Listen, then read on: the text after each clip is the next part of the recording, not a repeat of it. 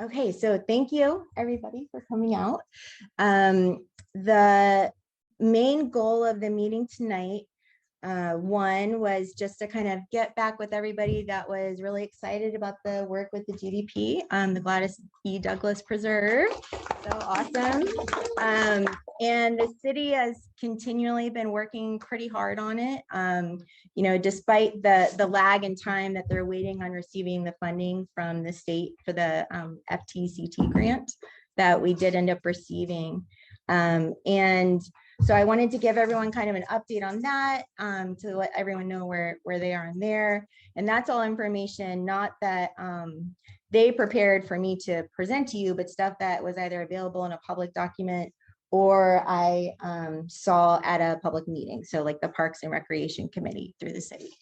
And then I have, you know, there'll be a couple of different maps from the grant that was submitted to give everyone an idea of the area and kind of some ideas of where some specific buildings might go. And then we'll kind of chat a little bit about possibly working with Friends of the Hammock. And I do have several board members here that will kind of give a summary of what we discussed in that prior board meeting, because we were approached by Jeff Gow as a citizen, not a representative of the city, but as a citizen, and very involved. You know, he's been very involved with Parks and Rec for pretty much his entire life. And so he was just saying, hey, what about this idea about, you know, a possible partnership? And so we'll kind of have that discussion, and then we'll have a couple of summaries from different groups and do kind of an open discussion to hear any questions, benefits, challenges that you might think of. And then kind of talk about like, okay, so what are our next steps going to be? So the official name for the preserve is the Gladys E. Douglas Preserve. The city is still using the shorthand GDP. And just to give kind of a summary of the FTCT grant. And so essentially this is a grant that the county and city paired together and applied for through the state. And, you know, only so many of these are given out every year. And so it was really awesome that this group was actually selected and this property was actually selected to receive the funding. And part of that will be going back towards kind of replenishing the city for what they put forward from their Penny for Pinellas funding. And then also some of it's going to be going towards actual development of the park in terms of making it safe and removing a lot of the tractor equipment, things like that, boardwalks. So this was, I just thought this was a fun picture from the front of the grant. And so try to move this off a little bit more. This was kind of their main introductory map. I see that, you know, at least some of the text on the left side is difficult to read, so I'll go through some of the important things.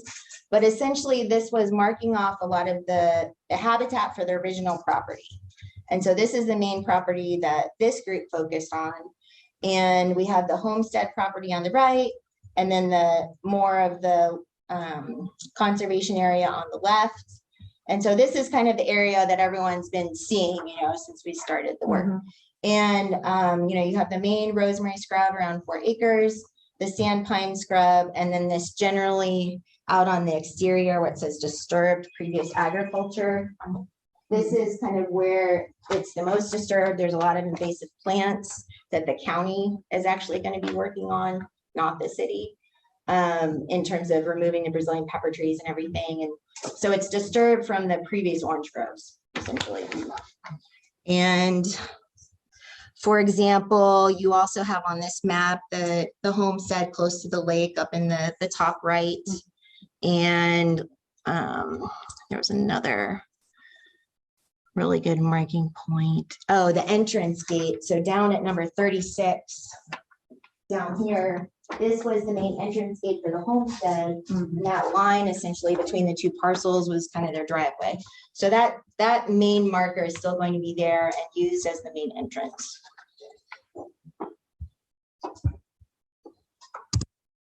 Okay, so I shifted this just to kind of get the whole thing in there.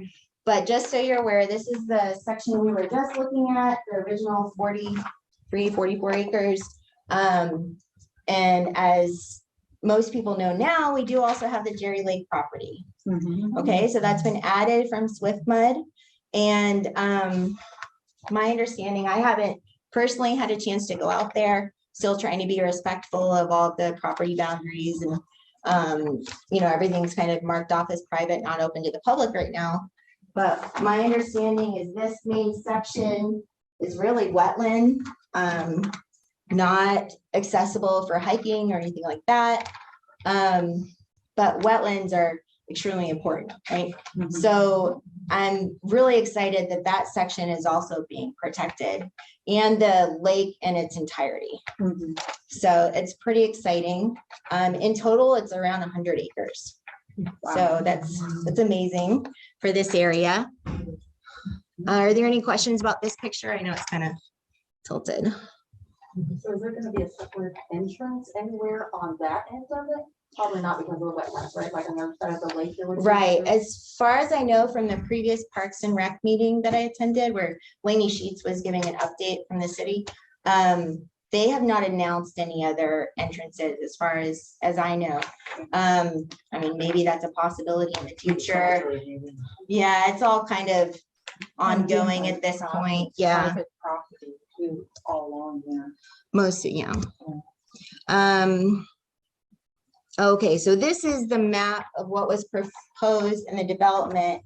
And so since the good thing about this being recorded also is if you want to go back and really look at this in finer detail, you can.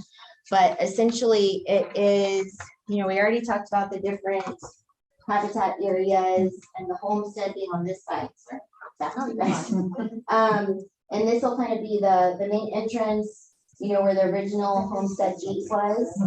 And right now, this section, right, this is Virginia, this is Keene.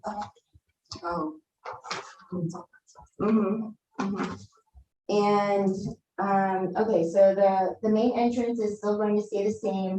Right now, they've cleared out a huge section of Brazilian pepper tree right there that I believe is being proposed as the plan is as kind of a temporary parking lot for a soft partial opening of the park in the fall.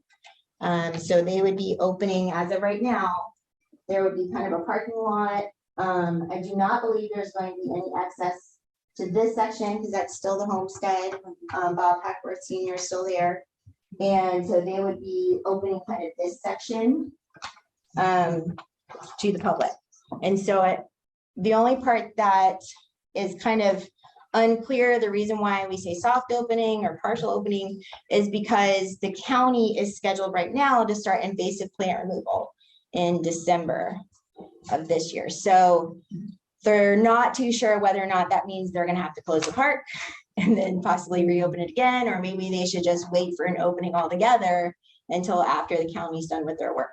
So those details are still being sorted out. You know, and as soon as anybody hears something, I'm sure, you know, the whole town will know because that's one of the great things about Dunedin. But a couple other, in a good way, I didn't mean that, but a couple other markers on here that were added to the grant is these kind of orangish lines dots would be new trails and a boardwalk. So if this is the main scrub, there are going to be no new trails or boardwalks put through the conservation area, through the Rosemary Scrub area. But in the grant, they have proposed building a boardwalk with an observation tower so you can see the habitat and everything, which is great that no one's going to be, you know, tromping around through it. And then any of the other trails that are proposed on there are building off of or essentially using the old disturbed areas from the bulldozers that went through from the original developer. So that is a good thing that the city's doing is it's really great that they're using all of the disturbances that are already there rather than making new ones at this point, right? It really is. Most in my experience, what I've seen is a lot of places don't do that and they just kind of design it and don't really think too much about what's already there. Yeah, it really is. And so this section right here, that rectangle is where there's a tennis court. And so that is a potential future parking lot. you know, when the Homestead area or the other section of the park is open.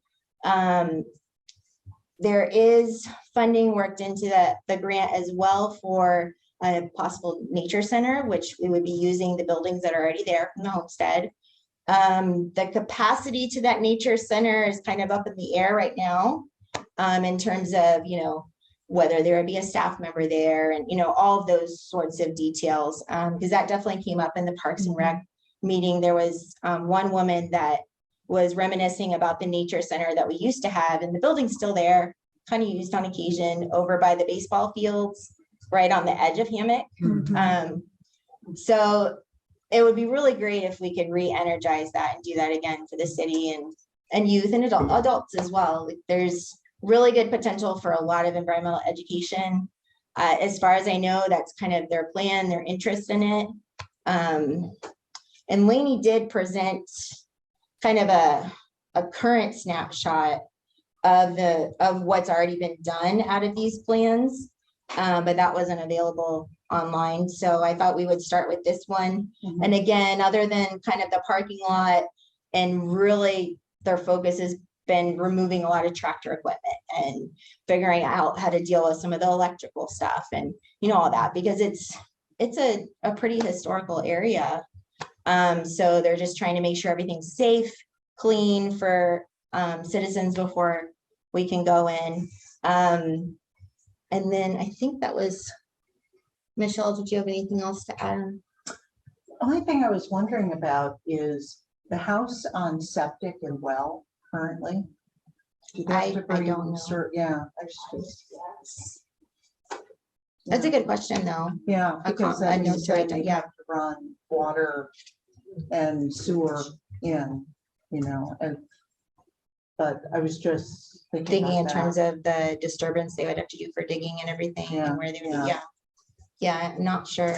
And I do know as of right now, although the Pinellas Community Foundation has approached the city about this concern, in this grant, it has been proposed that there is a fishing pier and a kayak launch, and that fishing would be allowed on the lake.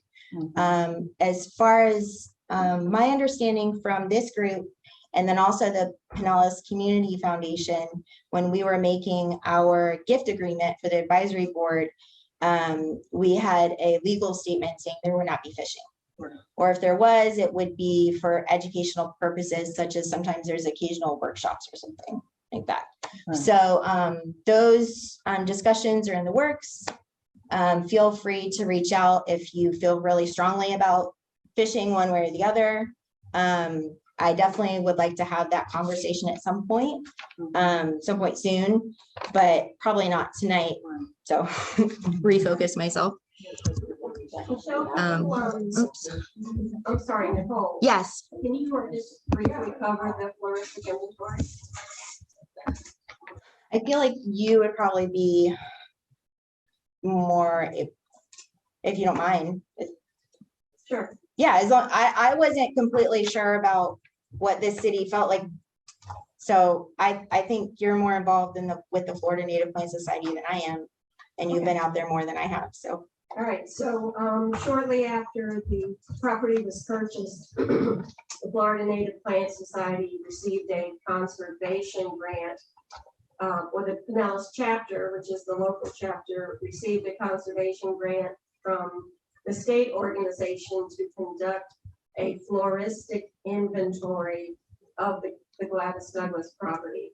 And that's basically going through primarily the scrub, the rosemary bulb and sensitive area 4 times a year, and basically doing a survey of what's there and using GPS coordinates.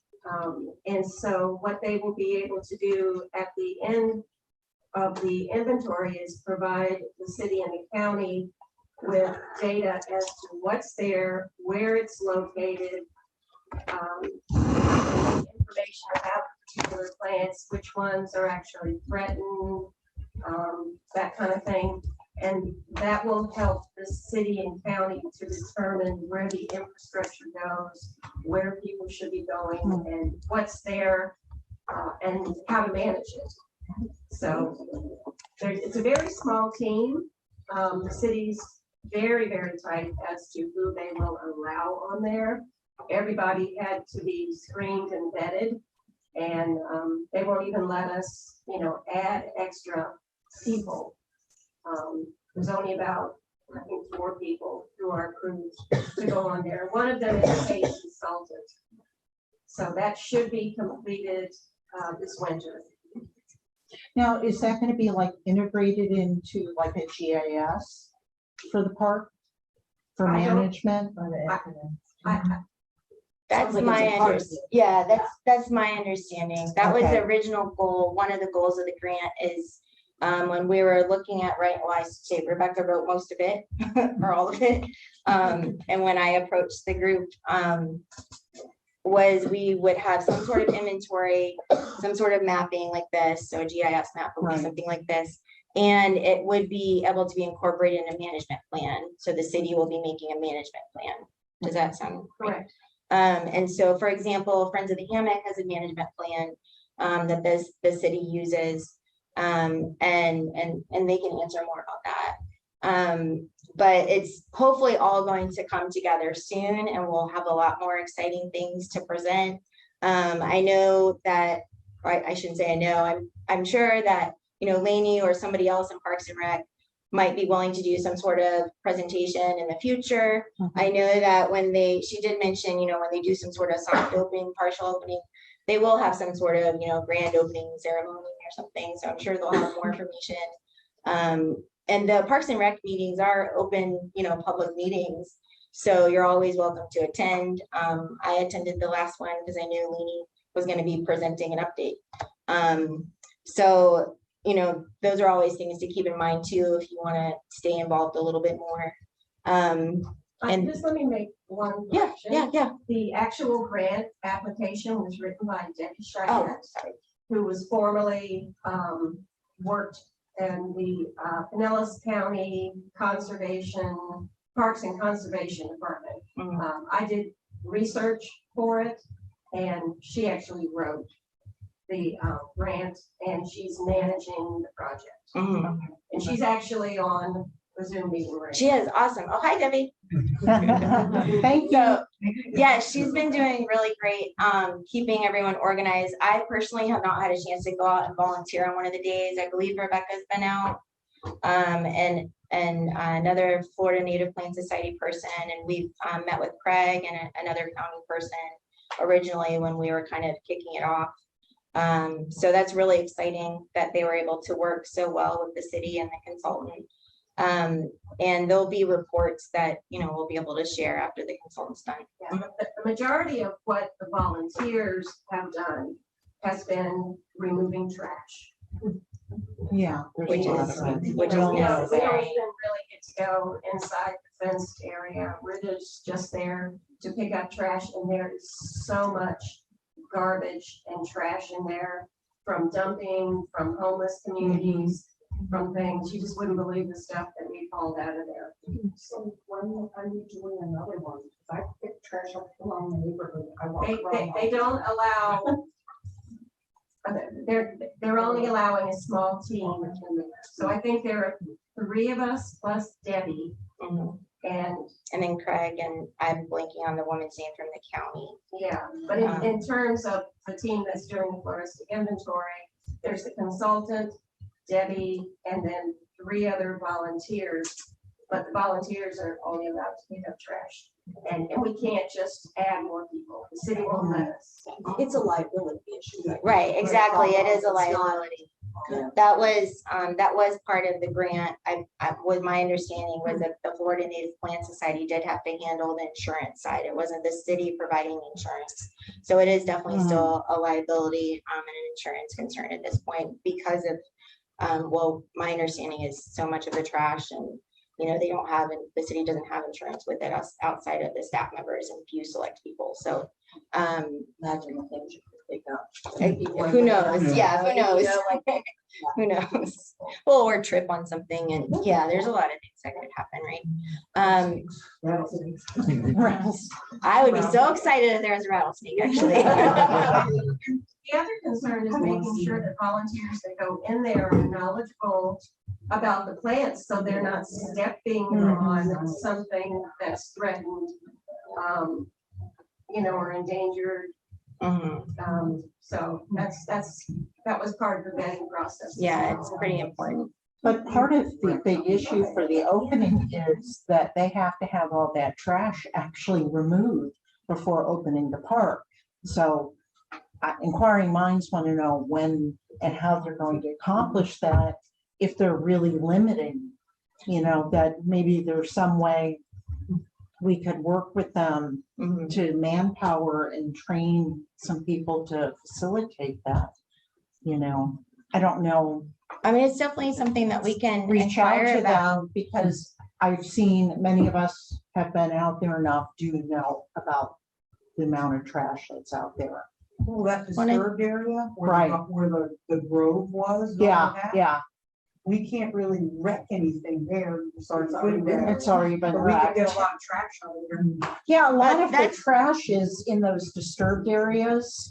That Well, we just have because there. it's disturbed doesn't Mean that there are necessarily mean rare it's plants in right. There still too. could be True. sensitive flora and Right. fauna. I mean, there are still gopher tortoise burrows there. Right.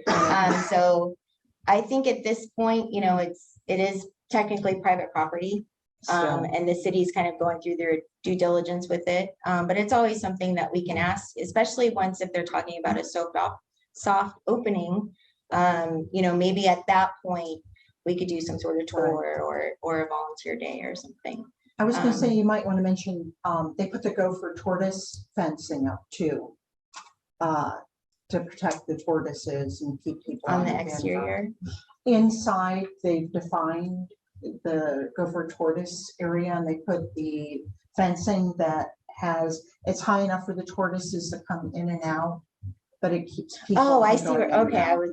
wasn't. I'm remembering. sorry. Yes, yes. So there is an area, and I'm not sure, correct me if anyone else knows, but basically in this more sensitive area, so not just the rosemary scrub, but the scrub in general, there is a conservation fencing essentially that the county put up to kind of block off the section that the county is managing. And so it's all owned by the city, but the county is assisting with the sensitive area management with invasive species and things like that. And so they did put up the fencing, and there is a large enough gap at the bottom to allow tortoises or wildlife to go through. And it's not too high, so if there was larger wildlife, it could jump over. Not that we really have much of that here, but so it's somewhere, I don't know the exact location, but it's essentially here. And it really doesn't even wrap around completely. So there are still other ways, if some sort of wildlife needed to get through, they could. And so that was the flora. In terms of the fauna, that reminded me that I did have contact with Craig Wilson, so the city arborist, and he has been putting out wildlife cameras just to see kind of what's out there and get that kind of inventory as well. So far, it's been all the typical things you would expect that you probably see in your neighborhood. And he was just in the last email going to be setting some things up specifically for gopher tortoise burrows. Because in terms of the other cameras he had put up, he hadn't seen any activity. But when we were out there, we definitely saw tracks. There was activity. I never personally saw tortoise other than in the cemetery, tortie. But so if he puts the cameras, actually at the burrows, we'll see something. And that'll give us an idea of what else is there using the burrows, since those are used by so many other species. And I think that's all I had for this. Anything else? Thank you for the update. Okay, so moving on to a potential friends group for the GDP. So in a lot of other areas, as many of you know, there's friends groups of such and such park, just like we have friends of the Hammock for Hammock Park. And so there's several board members here, including our president and vice president for Friends of the Hammock. And so I was hoping for the next part, when we're discussing kind of the potential of joining forces and really working together, that maybe they could give an update of a discussion we had at our last board meeting, which included, you know, just discussing kind of some of the pros or benefits and cons or challenges to really joining completely in terms of one solid nonprofit versus staying kind of separate partners. Is that? Yep. Okay. Yep. So if somebody could give a summary, that'd be awesome. And then I can give a financial update and stuff after that. Perfect. Okay. Perfect. So I'm Carrie Ryan. I'm the president. I'll let the board introduce themselves. Pam Hilliston, vice president. Nancy Davison, Okay. secretary. Ray Murtaugh. Rebecca Wellborn. And Nicole. Okay, perfect. So as Nicole said at our last board meeting, well, 2 board meetings ago, Jeff came as a resident, as a civilian, and floated the idea around friends and how can we join forces around friends. With that, we said, it was the end of the meeting, so we said, we'll discuss this more in depth at the next meeting. And so our June meeting, we did have, and we had a couple of folks come join the meeting as well. And it was just a discussion, really just a very high level, as Nicole had said, sort of what's the positives and what could be some of the challenges as 2 groups merge, who are at different points sort of in their history. And so I'll just sort of review some of the positives, and then you guys feel free to jump in if I'm missing anything. So, of course, one of the first things is that Friends of the Hammock is already established. It's been established. It's a 501c3. All of that paperwork has been done. We have all of the financials set up already. We have a bank account. If you've ever tried to set up a bank account for a 501c3, you know how great it is that we already have that. So that's already been done. We already have bylaws. So those bylaws have been adopted, yet they're flexible. So it's a positive that we do have bylaws, but yet we can go ahead and move those and change those around. And then we also have events that we have already carved out. So we have our second Saturday events, our education events, every second Saturday in the Hammock. And then our third Saturdays is sort of our cleanup or our invasive cleanup events that we have. And of course, we have our annual meeting every year. So those are already sort of carved out, and we plan for those, and we get everyone excited, and we have lots of relationships with lots of different folks who come in and speak at all of those different events. I want to add something. So in the conversation, we're talking about invasive species and training volunteers and that sort of thing. One of the nice things, you know, we've done invasive removal for years and years and years, but formalizing it in the last 2 years during COVID, it gave us the ability to bring volunteers together, do a little training session. Craig, who is the arborist, and my husband, who runs that volunteer section, what they do is they get together the week ahead, they walk the park. Craig says, I think we should be looking at cedar weed in this area, or I think we should be looking at this, it's the time to pick. And so then the volunteers, when they come, they meet at the same place, but it's very targeted. It's not like we're gonna do this, this, and this, and what, you know, people know exactly what they're polling, and that's been very, very helpful in that. So the city has been, I mean, the city is a huge supporter. We also have insurance already set up, and we've been funding our insurance as well for the directors. So that, again, any events that we run, anything that might go amiss, we are insured for that, because as a friends group, you don't fall under the city. You're your own group. So we have already put that into place. The other positives is that there would be opportunity for more volunteers. The Friends of the Hammock, that is something, we have lots of great volunteers from the butterfly garden, the invasive education, all of those invasive education, all of those events, people come out. We need a lot more volunteers, as everyone knows.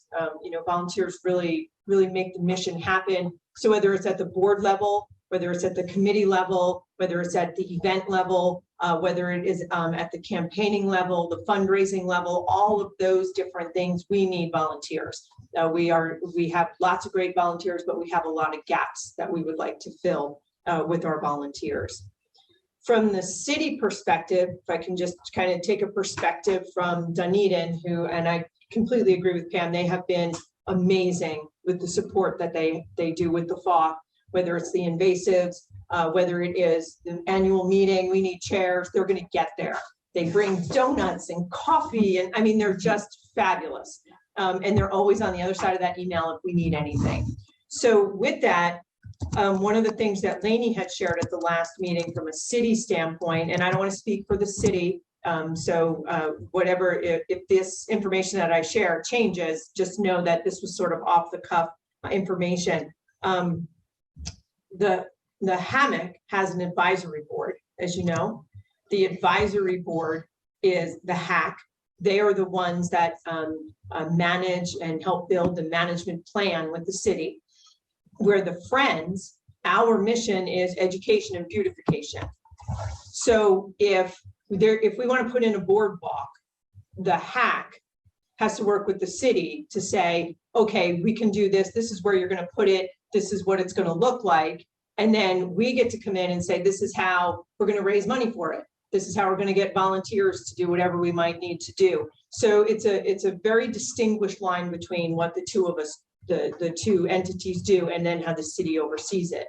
That being said, Lainey, who is our liaison with the city, if you haven't met her, is fabulous.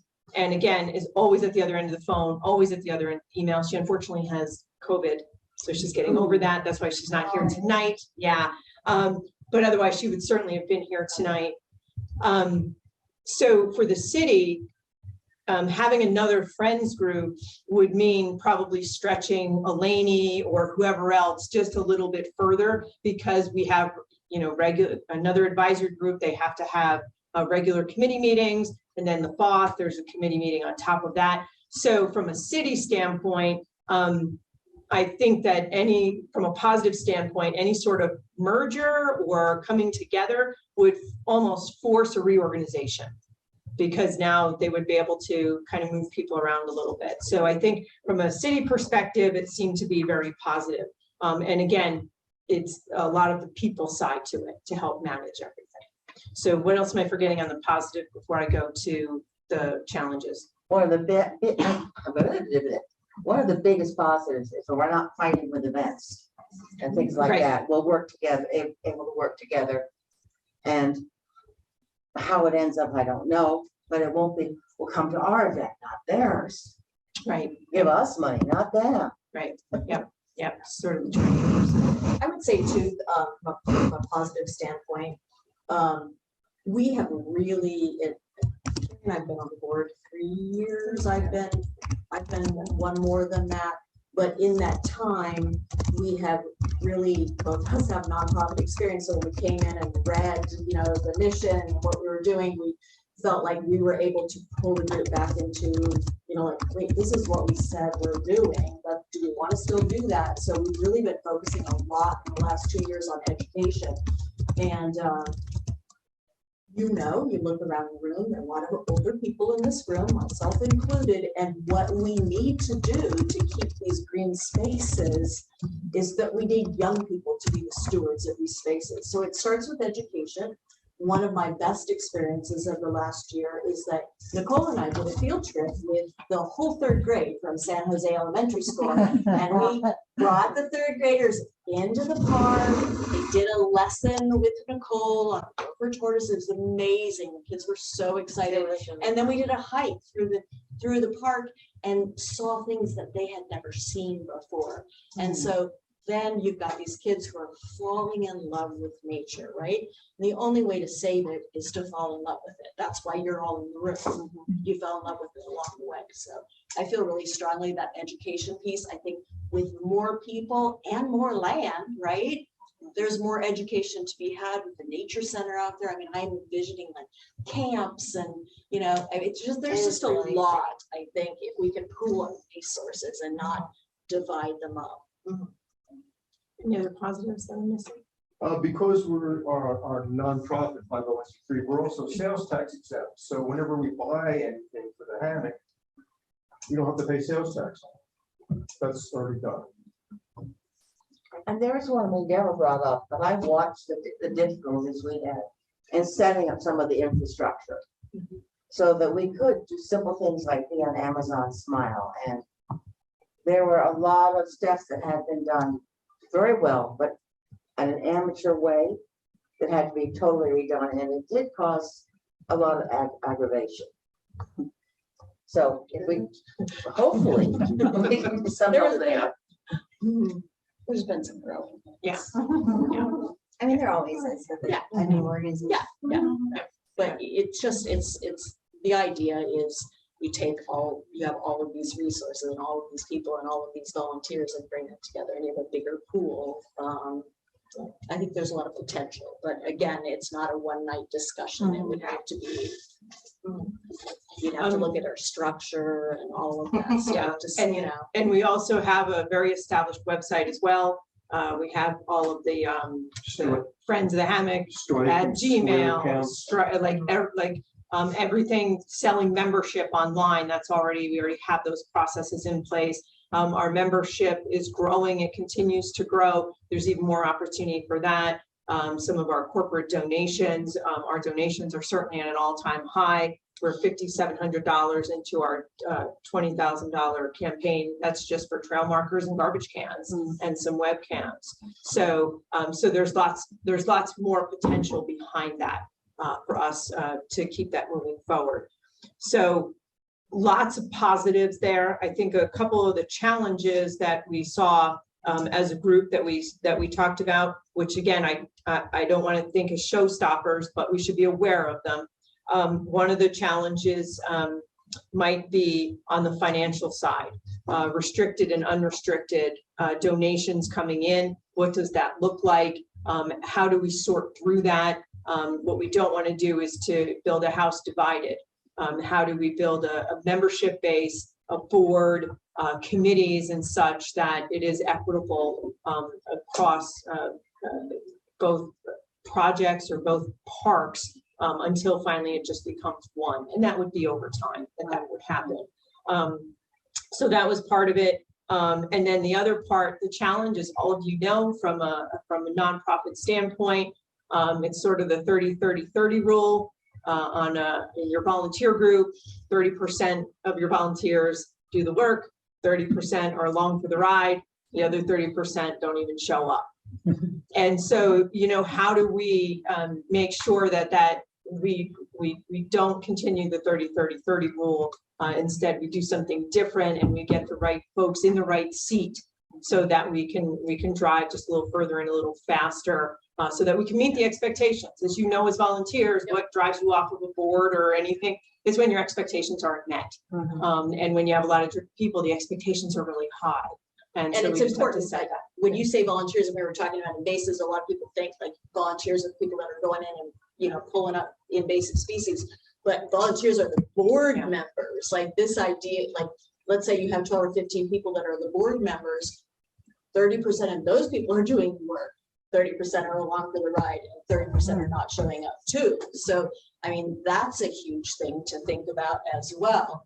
We have moved beyond that somewhat, but it's true in all nonprofits. And I think another asset too that Pam has developed is the tracking of all of our volunteer hours. So we do have that tracked. Oh gosh, I don't. Yeah, I mean, when we write grants, it's nice because we can put the hours to dollars, which is great in matching when we write matching grants. So that's something, again, that we already have and already an email that goes out telling people exactly how to track their hours on the apps. If you're going to apply for a $100,000 grant and it has to be a matching kind of situation, you can count those volunteer hours, and the national average is like $27 an hour per volunteer. So that's an in-kind donation. If we have 500 volunteer hours at $27 a piece, that's that goes toward that, and we had never tracked that before. So it's been good. What other challenges am I missing? Those were the two. I think there's the challenge that Friends of the Hammock has been around for a really long time. And so there are some entrenched kinds of things. We've changed a lot in the last few years, I think, but I still think that there are some, not sacred cows, that's not the right word, but you know, like there's some like, yes, there are some things that are like people are, like a perfect example is our newsletter. We've been sending out a newsletter and it's a printed newsletter and it has to get stamps and all of that. And we've been trying for a really long time to switch that to it because we know it's a digital age, right? It's also very cheap to send out. And so it's taken a long time to get to that place. But now Rebecca's on the board and we just had our first, newsletter go out. It's beautiful.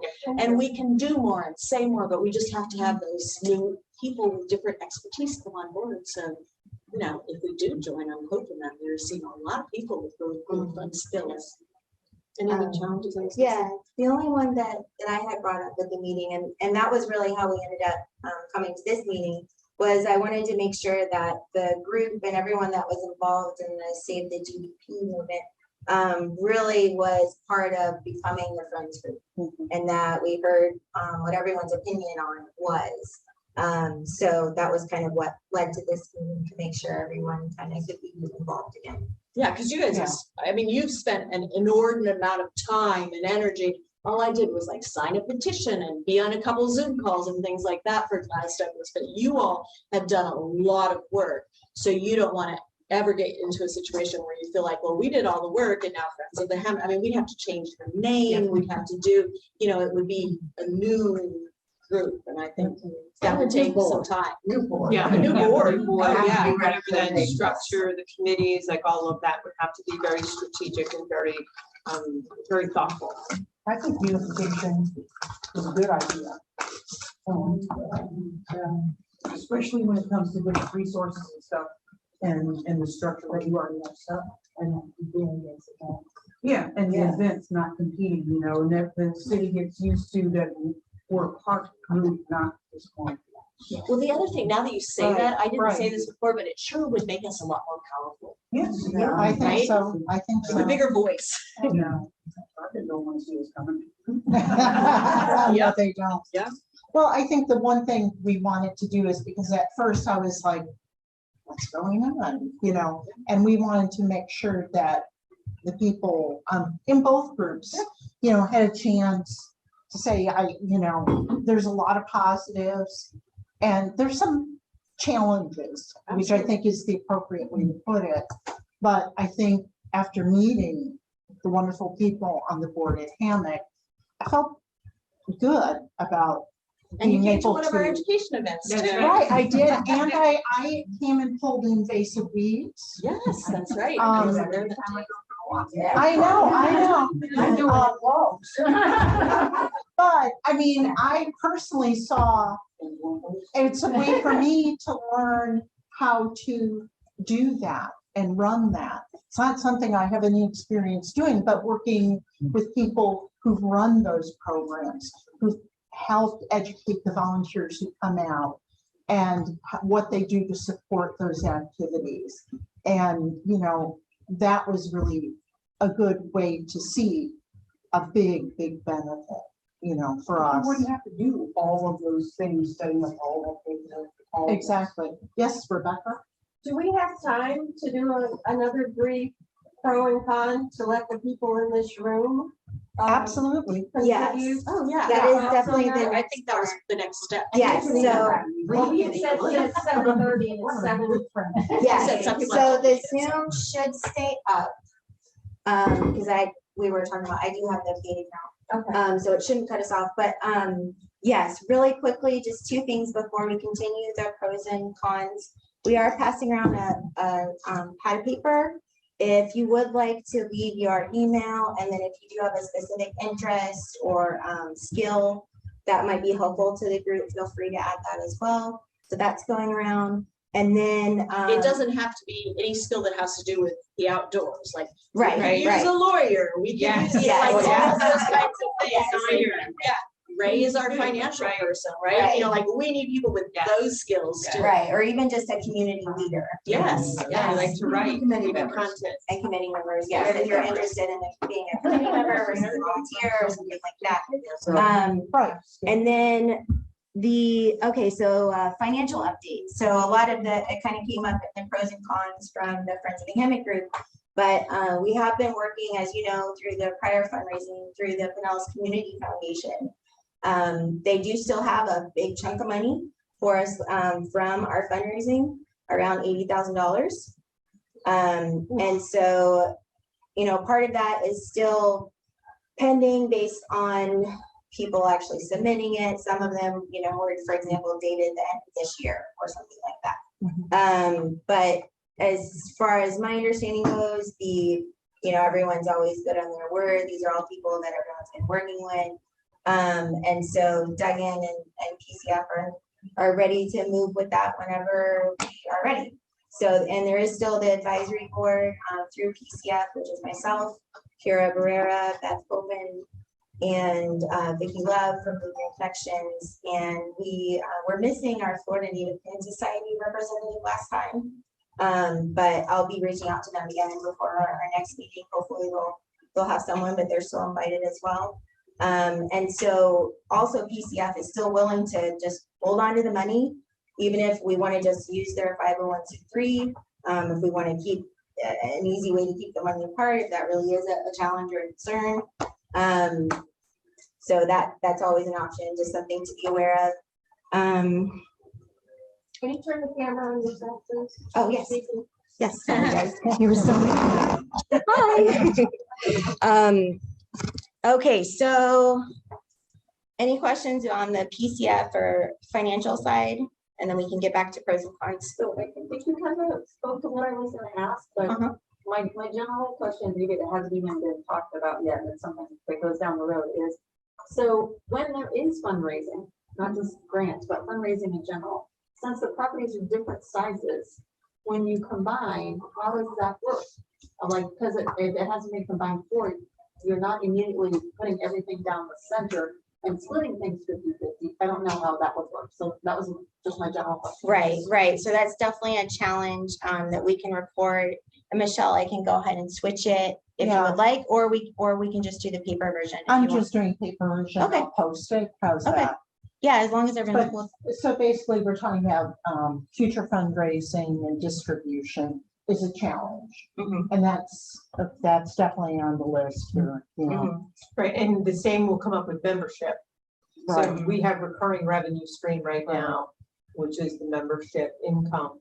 And so, so ideally then, you know, in my mind, you get a membership and you're in both parks, like you're not one member. and Right. so- But we charge Yeah. more. A price, yeah. I mean, that would be a membership to True. Best deal, Right. best deal ever.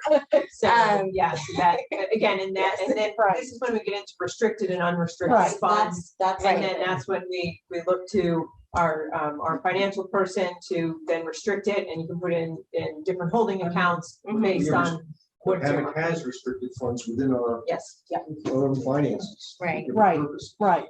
Yep. So you already are dealing with that, but just not on a park level. So it's something we could work with Right. and work out. I think that what will, in the future, fast forward, the bigger question would be around an endowment. Yes. And that's right, what every non-for-profit wants to get to is an Exactly, endowment that endowment makes so stage. much revenue off of itself. Right. That's what you're spending every year. I mean, that's ideal. And so that endowment, how is that restricted and not restricted? And that's basically part of the long-term planning process. Unless you know someone very wealthy and. You know someone really well Very with that on the quick. paper. But yes. that would Skills, be- wealthy friends. That would be the long-term Yeah. plan.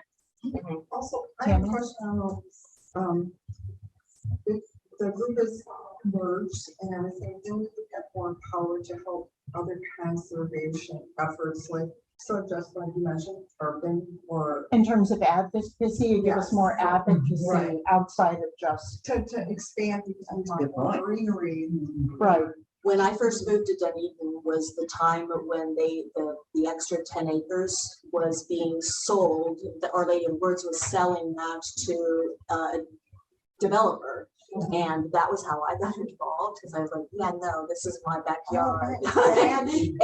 And so I got really involved. We got very vocal. We got a lot of people, and that gave us this like street cred that that carried over to Gladys Douglas, because people knew that they were going to shut people up. We were going to be vocal, go to meetings, all of that. Yep. Right. Right. You keep adding more people, then you're right. Absolutely. Those are the people we're going to vote in. Right. And so one little little advertisement real quick is that, so the Pinellas Conservation Coalition, that is definitely a goal of that group. Okay. So that's definitely something. I know that it's been silent for a little bit, which is partially my fault from personal things going on. But that is one of the goals of that group. And that is kind of the vision that I've always wanted, is to have that group kind of move forward. So if you are involved in that, that's definitely, or interested in being involved in broader conservation efforts, that's definitely. Right, exactly. All of those groups are all involved in the PCC. So that's definitely one way to stay up on that. We still have occasional meetings. So we're just waiting kind of for some more buy-in from the county. So it's time to start poking it again. Any other pros and cons that anyone here can think of? I mean, you know, we're just right now at the very beginning of all this, you know, so you can still come up with pros and cons. Definitely, yeah, if you think of something, right. But also, if you're interested in stepping up to maybe to work together with creating this special unified group for the parks and preserves here in Dunedin, you know, it'd be fabulous, because, you know, Hammock Park has a board and they have active membership. And I know a lot of those of you active with Gladys Douglas are here, and it would be great to have, if you would be interested in leadership and talk to us tonight, so we can include you in the future, you know, where this goes, and representing kind of the force that was Gladys Douglas in this. And that I think would be fantastic, because I miss all of you too, Nicole. Yeah, I'm hoping our next chat meeting will be a little less formal, maybe before we really get started. Yeah. Maybe a party at my house, who knows? I'll have to talk to the husband about that. Don't spoil my surprise. So hopefully we'll see you guys again soon. But before, I do have one idea I want to throw out there, but I wanted to make sure I heard everybody's comments before. So one thing I was thinking is, if the hesitation or one of the big challenges really is money or paperwork or something like that, but we still, you know, I had always envisioned working with Friends of the Hammock. It's been a lot of fun being on the board. I've certainly learned a lot. You know, we can still work together and still kind of sit under almost like a super committee umbrella, basically, where leadership from the Friends of the GDP and Friends of the Hammock meet. And, you know, if the city only wants to meet with one group, then that would be the group. And then we still have our separate sub meetings, separate finances. If PCF, you know, as far as I've been told, they're willing to continue working with us, you know, forever. So, and that would also give us time to work together and give us time to establish our bylaws if we want to do that. So even if just an idea, even if you want to buy, it's going to take time. Right. Exactly. Right. You have bylaws, and you can't just willy-nilly, you know, like we would, but it would be nice to have a small working group that all this stuff. Exactly. Right. Come up with some, you know, Right. Exactly. And I think that's a I would great also idea. offer that if at some point we decide this is not a good idea, please use everything we've developed. Like take our bylaws and edit them, or Make them better. Yeah, I mean, don't feel like, you know, oh my gosh, you know, we're not whatever we have, Nothing we'll share. So again, whatever road we go, just know that we'll support any way we can. Oh, yeah, cool. Yeah, I know it's after Thank you all. 7:30 now. Thank so you. sorry. Oh, no, that's fine. Um, Thank you. Cool. So feel free to stay and chat for further discussions. Definitely if you want to share your email or specific interest, there's the yellow notepad getting passed around. And just kind of keep your ear open for further updates. But I'm thinking, sometime the end of August, beginning of September would be kind of a next meeting once a month. And so I'll be putting out some sort of doodle poll for, what legal work basically. And with the email list, we'll be able to contact you and keep you apprised of what's going on. But I'm just so glad we had so many people come out tonight, because this is really such a great opportunity. And it at least gives us, we're moving forward now, We have a park.